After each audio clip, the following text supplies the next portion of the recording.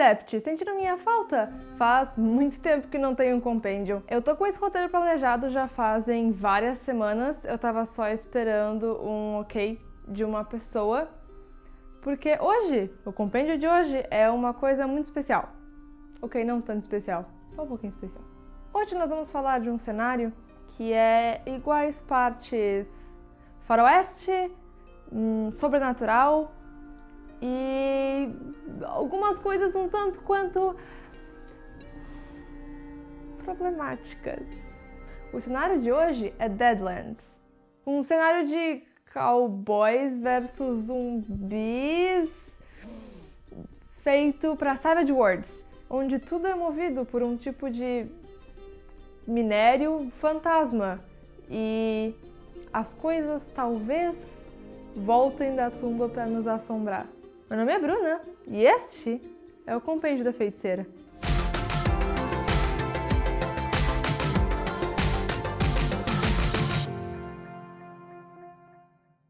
Deadlands é dividido em dois livros, o Guia do Pistoleiro e o Guia do Xerife. Nesse vídeo eu vou falar mais sobre o Guia do Pistoleiro, que conta a história mais por cima dos países e história básica do que o Guia do Xerife, que é como se fosse o guia para o Game Master, e ele conta mais a parte sobrenatural e das coisas por trás, porque esse é o tipo de coisa que ele é desconhecido para os personagens que estão jogando, talvez só para alguns que não. Se você não entende nada da história e da geografia americana como eu, ler Deadlands é um trabalho um tanto quanto complicado, porque ele depende muito do conhecimento prévio de quem está jogando especialmente sobre a Guerra Civil Americana. Então, antes da gente começar a ler o cenário, nós vamos ter uma aulinha de história! A Guerra Civil Americana foi travada entre 1861 e 1865 e basicamente foi o seguinte: existiam os Estados Unidos e aí eles resolveram abolir a escravidão. E um grupo dos Estados Unidos não quis abolir a escravidão. Mais ou menos tipo o sul dos Estados Unidos achou que não ia ser produtivo, não ia render muito bem abolir a escravidão, então eles se juntaram e eles criaram um grupo chamado os Confederados. E eles guerrearam contra os Estados Unidos para se separar e se tornar uma nação única. Por um tempo, alguns países aceitaram eles como uma nação dividida, outros não. Enfim, foi uma coisa muito de interesses políticos e onde estava o dinheiro. Existiram várias lutas, eu não vou entrar em detalhes sobre isso agora, mas o que vocês têm que saber é que basicamente, os confederados foram sendo derrotados até que eles se esvaíram e os Estados Unidos reanexou o sul dele de volta e acabou. That's it. Guerra Civil over. Deadlands é um universo alternativo onde os confederados ganharam essa guerra e se tornam os Estados Confederados da América. Eles se separam dos Estados Unidos, que leva o resto dos Estados Unidos inteiro a meio que sofrer um colapso e várias partezinhas dos Estados Unidos começam a se separar também. E é uma coisa assim, tem várias coisas geográficas sobre que estados se separam, quais que vão para qual lugar, e uma coisa é a seguinte: eu não entendo nada de geografia dos Estados Unidos. Eu não conseguia. Não é que eu não conseguia, eu simplesmente não me importava com a parada dos estados. E sobre como a Virgínia se separou e virou a Virgínia do Norte, a Virgínia do Sul, ficou tipo assim, eu não me importo. I don't care. E essa é a minha primeira crítica sobre Deadlands. Ele se esforça muito em parecer algo geograficamente e politicamente factível e se torna chato. Depois da luta, onde os confederados se tornaram um país independente em 1861, em Deadlands já, não mais história, agora é tudo ficção, isso é um bom adendo. O resto dos Estados Unidos se tornou o que eles chamam de a União. E a União e os confederados brigaram por anos, brigaram por mais uns 2 anos para tentar, a União tentava restituir os confederados continuavam querendo a sua separação. Até que em uma batalha que iria decidir o rumo da guerra, as forças da União encontraram e guerrearam contra as forças dos Confederados. Não se sabe por quê, mas as forças da União deixaram os Confederados escapar. Por diversos motivos que ninguém sabe explicar. Alguns dizem até que alguns dos soldados da União que morreram se levantaram e começaram a atirar nos próprios aliados. Eles continuaram nesse estado de intriga constante por muitos anos, até que em I don't care. 1868? Até que em 1868 houve uma mudança. Um grande terremoto abalou a costa oeste e deixou no lugar uma grande formação rochosa labirintíntica. Uma grande formação rochosa labiríntica que as pessoas originalmente nomearam de o Grande Labirinto. Dentro desse labirinto tinham várias coisas, incluindo dragões, literal dragões, não bem dragões, mas sei lá, dragão de Komodo, gigante assim, dentro do labirinto, surgiu no meio da terra, e uma pedra, que primeiramente achavam que era carvão, mas ele era muito mais potente. Ele rendia 100 vezes mais, ele era 5 vezes mais forte, que as pessoas nomearam de Rocha Fantasma. E basicamente, depois que encontraram essa rocha, o mundo virou steampunk. Tinha arma movida a rocha fantasma, carro movido a rocha fantasma, poção movida a rocha fantasma, todo mundo agora queria usar a tal da rocha fantasma. Eles acharam essa rocha, por todos os Estados Unidos, mas a grande concentração ainda estava nesse labirinto. E a guerra, depois disso, basicamente se tornou essa guerra fria entre quem que tinha mais rocha fantasma. Porque essa era a grande potência, a grande arma. Agora, se você tinha rocha fantasma, você estava ganhando a guerra. Só que, como a grande parte dessa rocha ainda estava nesse labirinto, e este é um mundo pré-aviões, o governo fez o quê? Eles decidiram dar um contrato de exclusividade para a primeira companhia ferroviária que conseguisse construir uma ferrovia transcontinental, que fosse pelo país inteiro, que transportasse a rocha para eles. E aí o que aconteceu? É claro que os ferroviários também começaram a guerrear, porque só a guerra civil não é o suficiente, parece. Desbancados por tanta guerra, os Estados Unidos praticamente desmoronou depois disso. Não oficialmente, eles eram divididos em 6 países. A União, a Confederação, a Nação Sioux, a Aliança do Coyote, a República de Deseret e a Comunidade da Califórnia.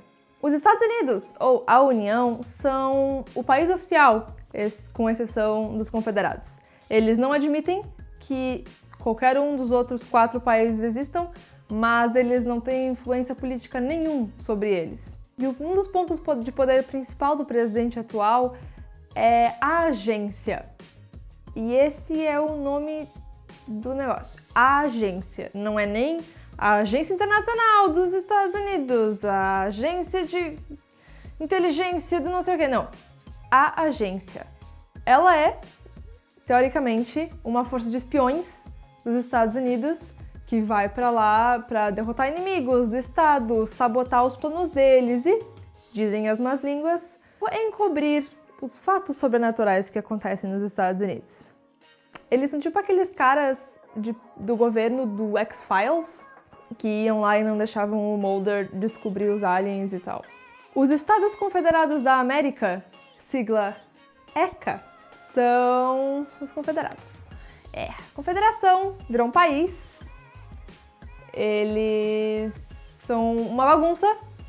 Teve guerra, aí não tem guerra, aí teve golpe de Estado, aí não teve golpe de Estado. Tem uma história super extensa política no livro sobre isso. Eu não me importo. Uma das minhas piores críticas sobre Deadlands, não me importo sobre a história de Deadlands. O livro não me faz querer entender porque é muito, muito político. I don't give a shit. Eles também têm a sua agência, só que pra eles se chama os Patrulheiros do Texas, que é um pouquinho menos pior que só a agência e o Grande Labirinto. A Nação Sioux é um país que fica onde ficava Dakota. Onde que fica Dakota? Eu não sei. Mas fica onde ficava Dakota e ela é basicamente composta pelos Sioux, que eu vou assumir que são um grupo muito forte indígena nos Estados Unidos. Aí essa parte eu não tenho muita certeza, eu confesso que eu não fui atrás dessa parte especificamente. Eles são governados por uma pessoa chamada o Touro Sentado, aí sim, e eles ficam em cima de um dos maiores depósitos de rocha fantasma, que faz com que todo mundo queira ir lá minerar. Os Sioux por muito tempo ficaram tipo, não, sai, nossa terra, tipo, não toca.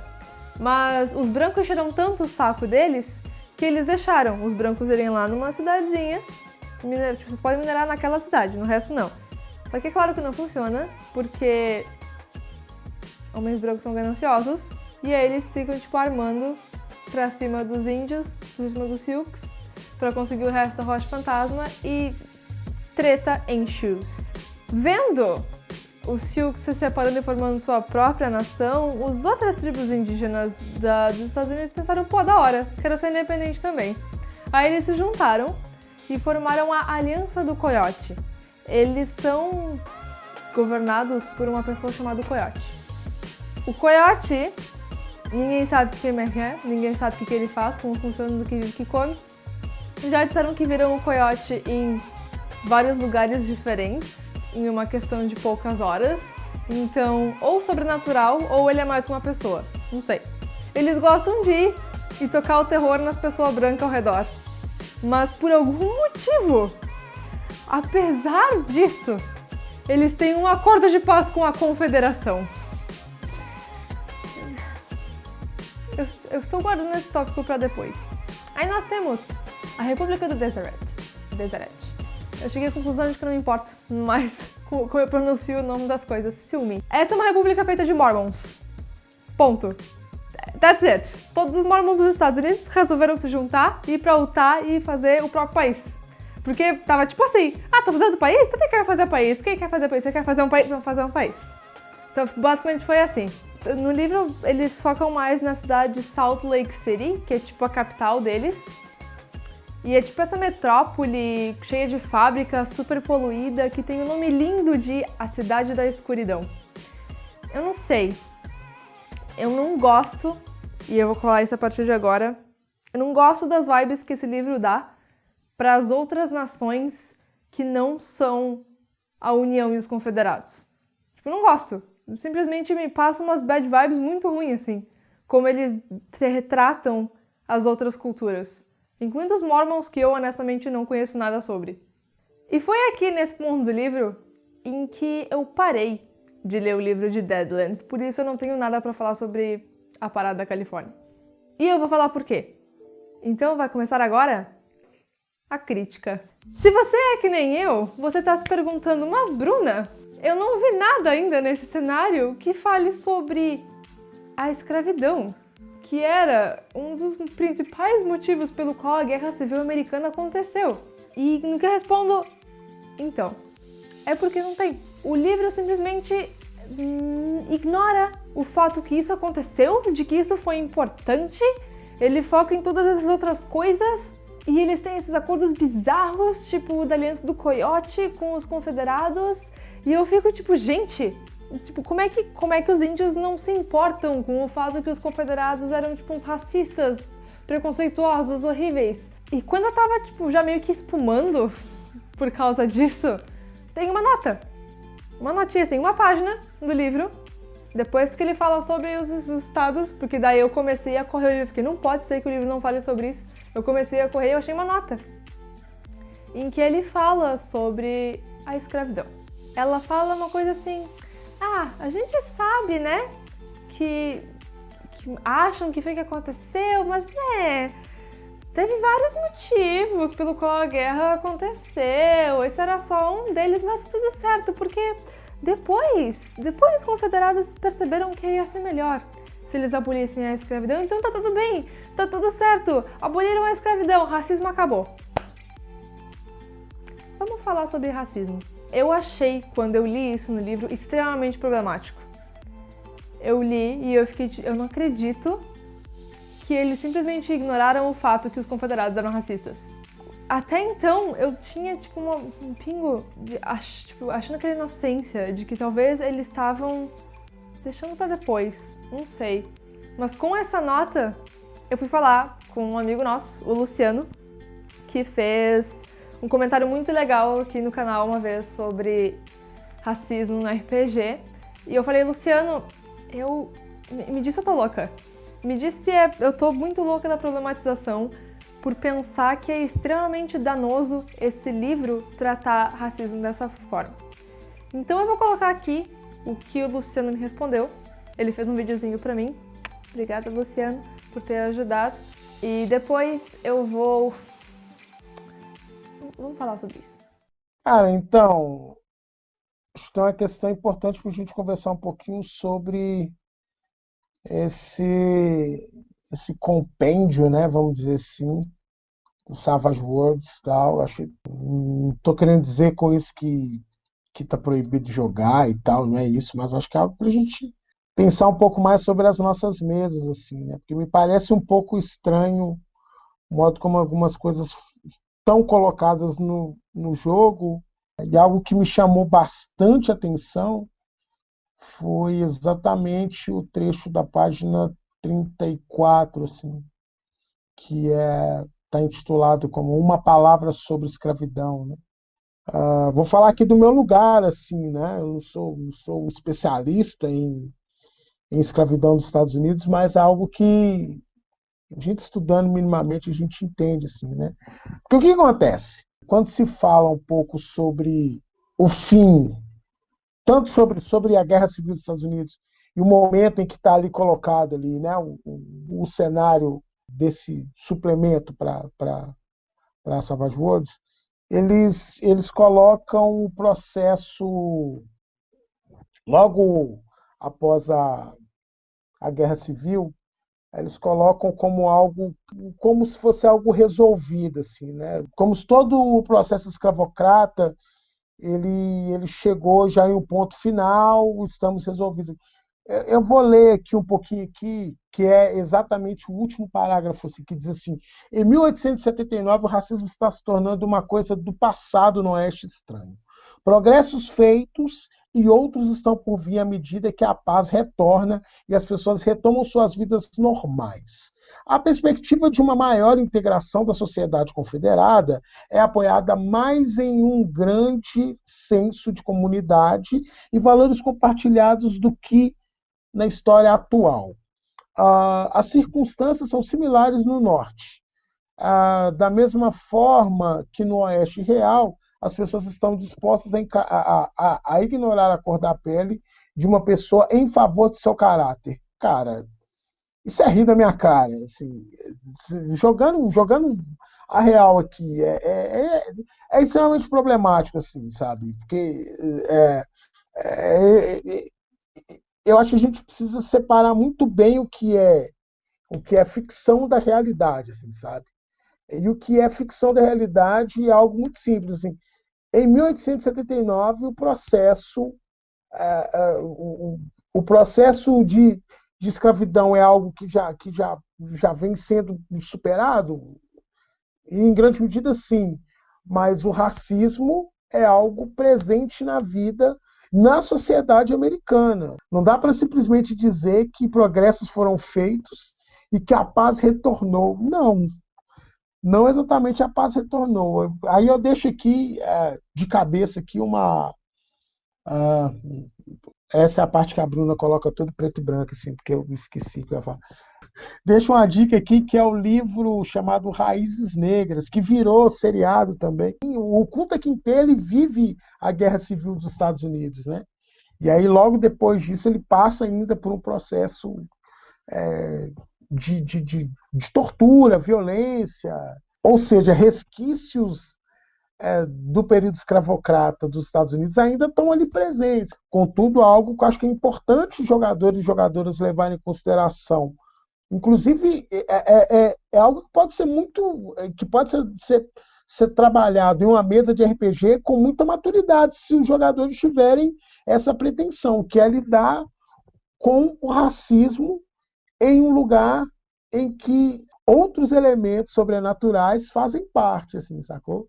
É lidar com essas contradições, né? Em que medida os personagens dos jogadores eles se envolvem com essas questões raciais e tal, em que medida isso pode fazer parte de um cenário onde eles vão, de forma muito madura, isso é algo muito importante, lidar com isso com a profundidade que o jogo pede, com que uma mesa com pessoas muito diferentes e de origens diferentes pede. A gente dizer categoricamente, tá aqui a página 34, o racismo está se tornando uma coisa do passado, né? É algo que eu acho muito perigoso e que é o grande problema desse compêndio, assim, né? Que é o grande problema desse suplemento, assim, que é o de naturalizar algo que precisa ser tratado com o máximo de cuidado. E eu acho contraproducente, cara, para um jogo como esse. Assim. Acho que encarar. Assim, o racismo é algo que faz parte e algo que pode se tornar tema de uma mesa de RPG. Assim, tudo bem. Eu entendo a vontade das pessoas de viver situações históricas americanas ou povos americanos com um quê de fantasia por trás. Isso existe e é legal e pode ser bem feito. Inclusive é muito bem feito no sistema de Sétimo Mar, que vai ser o assunto do próximo compêndio. O Sétimo Mar, diferente de Deadlands, eles fizeram toda uma construção narrativa por trás para explicar o motivo pelo qual aquelas civilizações são tão idealizadas, que não é o caso de Deadlands.